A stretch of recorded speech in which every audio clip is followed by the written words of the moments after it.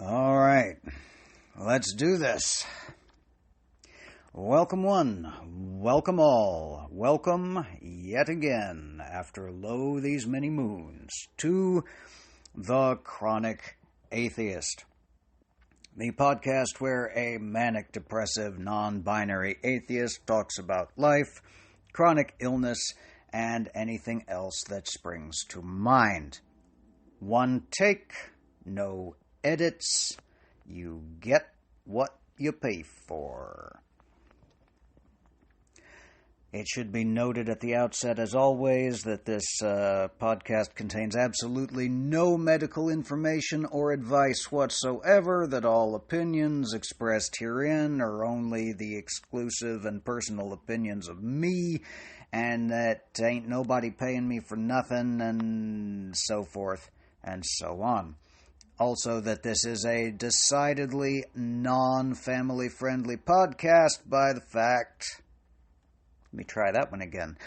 virtue of the fact that I have a bit of the potty mouth on occasion. Bases covered, bases covered. I think. If I remember anything I've forgotten, and in light of this particular episode's content, I should have phrased that differently. Anyway, if I think of anything else, I'll add it in. For now, I think we're good. Jesus Christ, that's a long-ass intro I've got to work on. Maybe I should script the intro. I don't know. Let me know in the comments below. Don't. I'm just going to keep doing what I'm doing. Keep doing what I'm doing? Yeah, so something happened that stressed me the fuck out. Okay. So here's the thing. I've mentioned before on this delightful little deep dive into my brain that for some time now, particularly since Omicron, because I got to be one of the lucky ones to catch the Omicron variant of our current overlord, COVID-19. Get your vaccines. Get caught up on your vaccines. For God's sake, you do not want this in any form. Maybe that should be in the intro. Anyway. So, since Omicron, as I've mentioned before, I have dealt with some brain fog, some memory loss. Relatively low grade, but consistent and ongoing. One might even say chronic.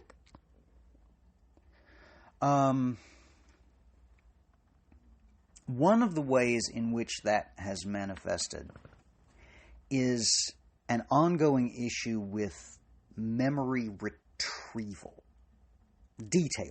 Detailed memory retrieval. I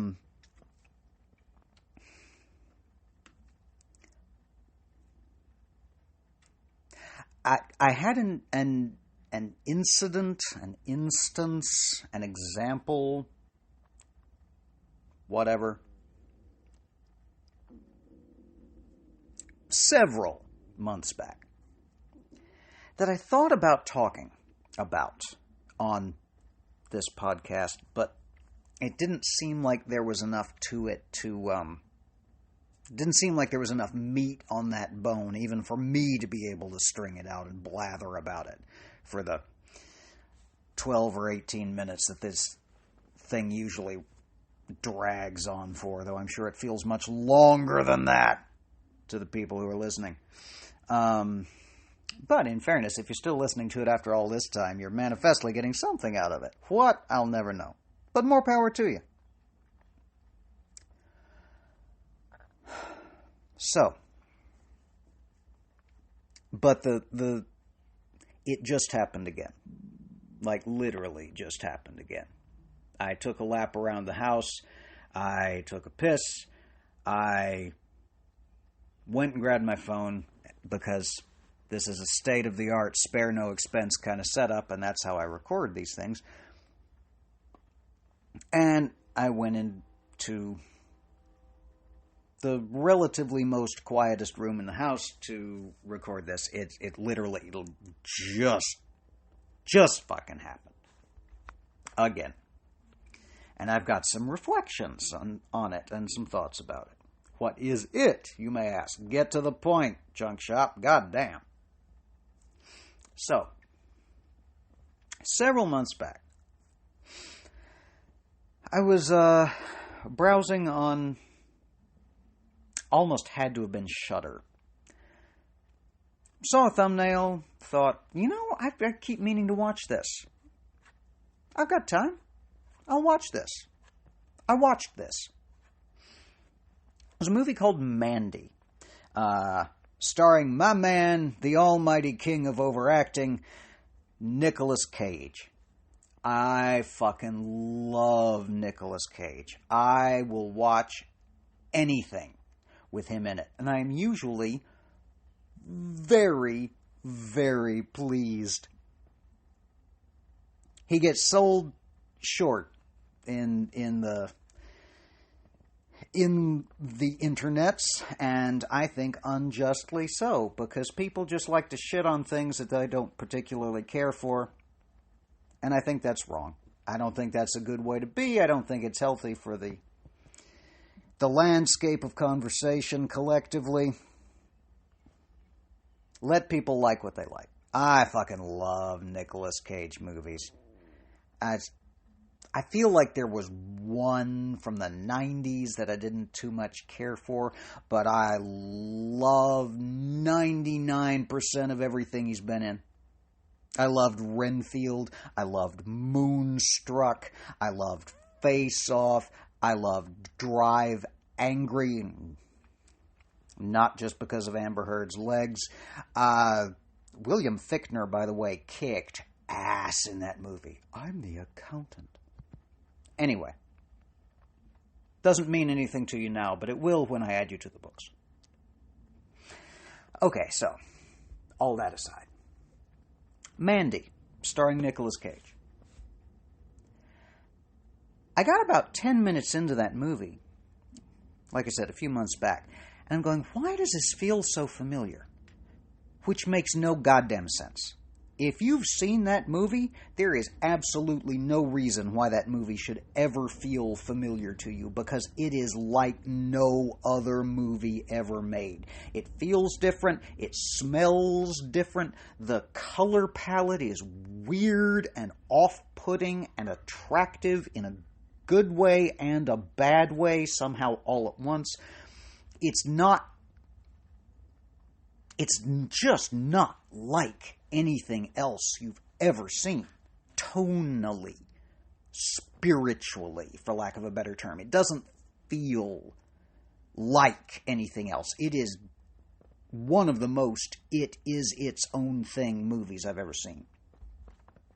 I don't recommend it wholeheartedly, because the list of possible content warnings would go on for about half the length of the movie. It is a nasty, unpleasant little piece of cinema with some wildly unpleasant stuff in it, most of which goes on for entirely too long for comfort. It's good, but it's not for everybody. So anyway, I'm watching this movie and I'm going, how can this feel familiar? There is no reason for this to feel familiar. I'm not confusing it with anything else, because this is not like anything else. Got about halfway into the movie and I realized what was going on. I'd fucking seen it before. Now, here's the thing.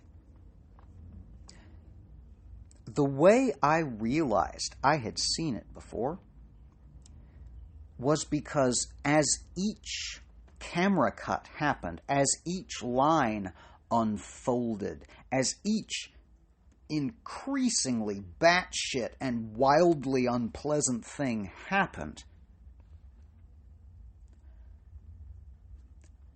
I remembered it.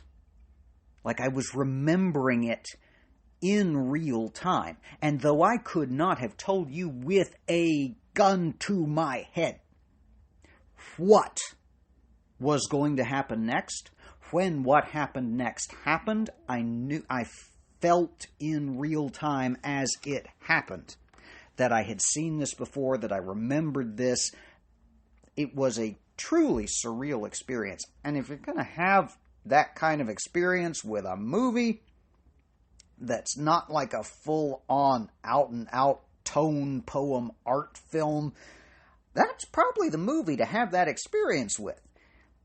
You know, if you could have it without the brain damage from Omicron. Which, again, get fucking vaccinated. I beseech you. You don't want it.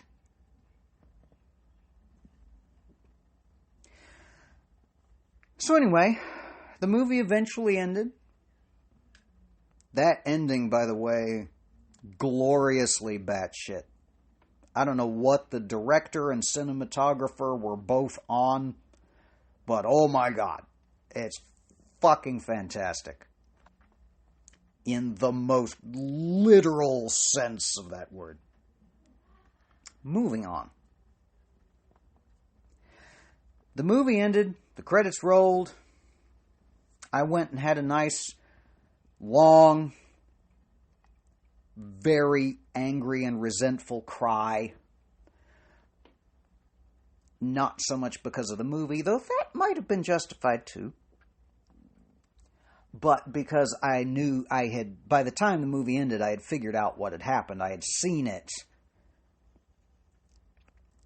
not too long after it hit Shudder and before I got Omicron, and it ate half of my brain like I was a presidential candidate in 2024. Yeah. Well, like I said, it happened again.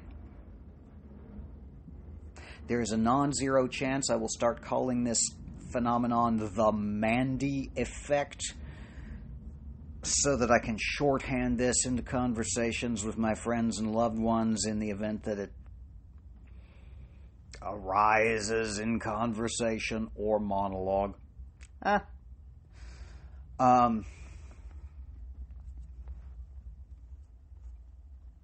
So,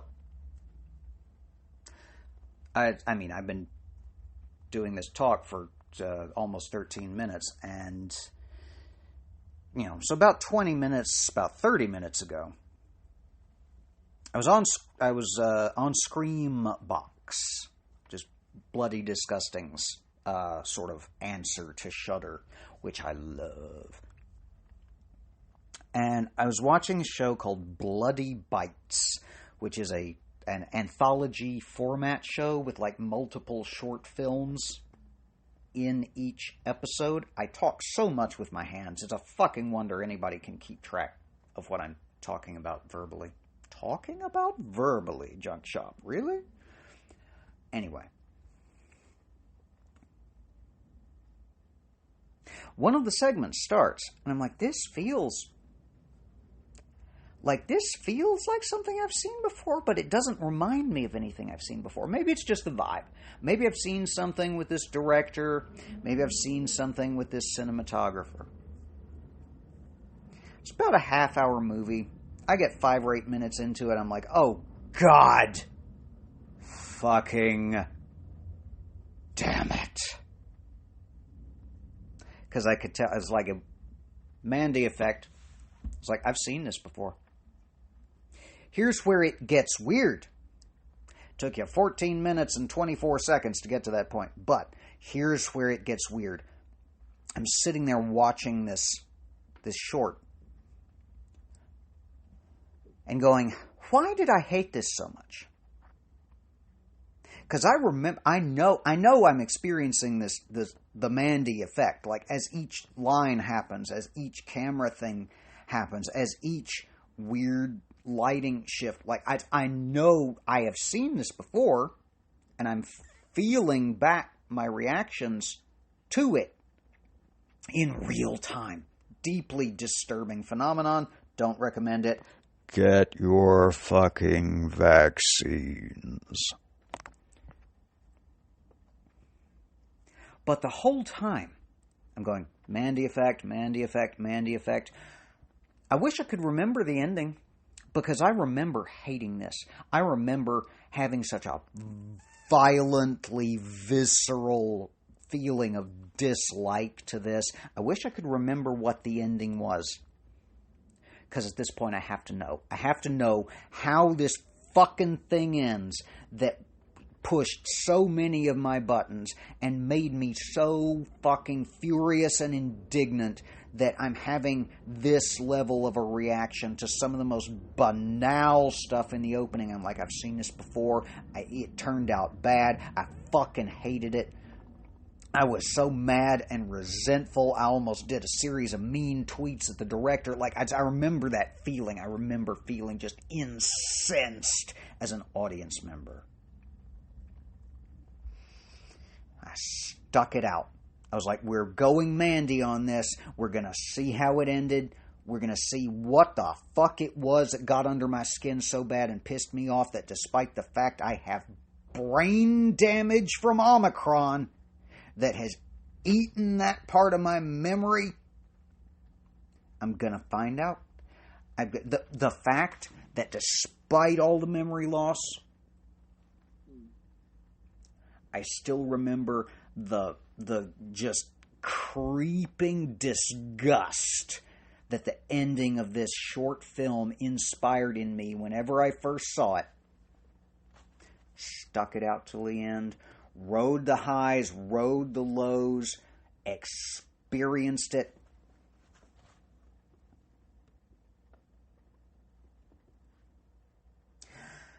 The name of the short is Remote. I should have looked up the directors and screenwriters' names before I did this, but I had to do this while it was fresh, and I didn't have time to do a lot of research and didn't want to or feel like it, to be perfectly frank and honest. I love this fucking short film. It is beautiful. It is ugly and sour and mean-spirited and ends on a note you would not expect if you ride the middle third of this movie half as hard as the middle third of this movie rides its audience. There is no way you could know until right at the end, and then that happens. And I just sat there in my chair while the credits rolled. I came so close to crying. Not because of the movie, though there might be a place for that. That last act, that'll get you. But here's the thing. I'd seen it before and had no memory of that. And when I did eventually get enough of it into my system to remember that I had experienced it before, my recollection of it was wrong. Backwards. Completely and utterly diametrically opposed. I told y'all I didn't edit this.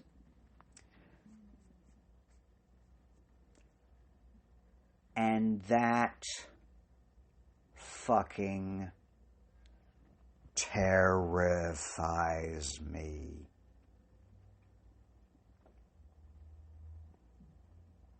Because Omicron was only about 2 years ago. So,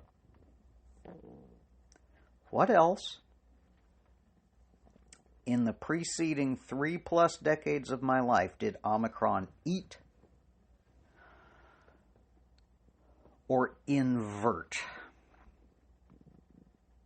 That's something I have to wonder now. That's something that now scares me shitless. Because there's nothing about this movie that resonates differently with me the me that I am now than the me that, well, than the me that I think that I was 2 or 3 years ago. This is exactly the kind of thing that I would have loved and rhapsodized about and sat around a fire pit at 3 in the fucking morning trying to entice other people to watch by telling them just enough without giving anything away. That people who know me in real life know I will do that till the fucking cows come home, and sometimes for 3 times the length of a short film. There's a reason I'm not a critic.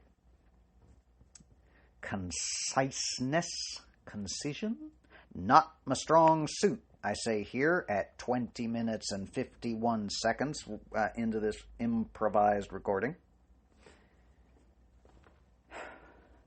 You knew what you were on for when you bought the ticket to the ride. Don't pretend you're not at this point.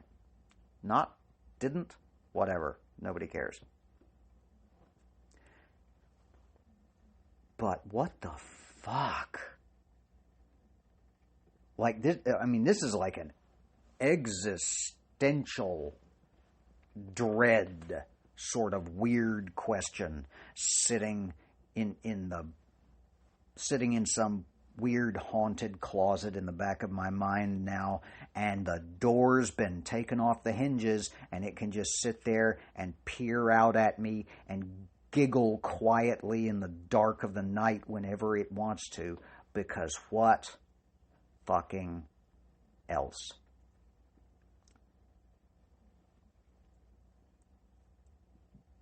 I don't have a resolution to this one. I normally try to at least mentally sort of block out a through line, like I want to talk about A and B and C, and what did we learn on the show tonight, Craig, meow, and where do we go going forward? I got none of that, even to the extent that I occasionally do on this show.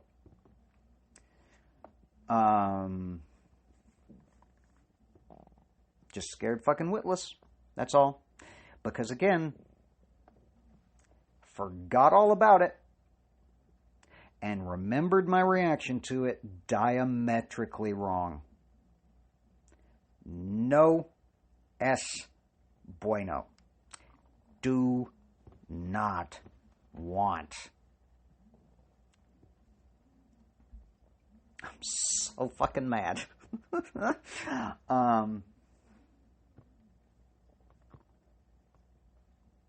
So anyway, not a lot going on besides that.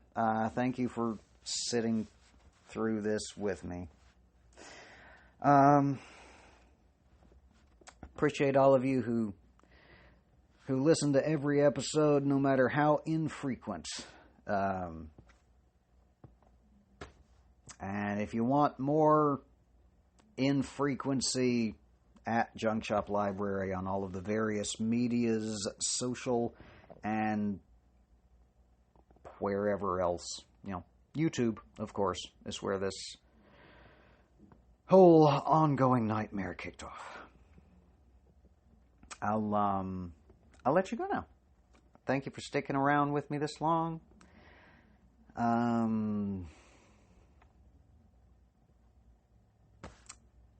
Stay safe out there, y'all. Good God all fucking mighty. It's going to be a long...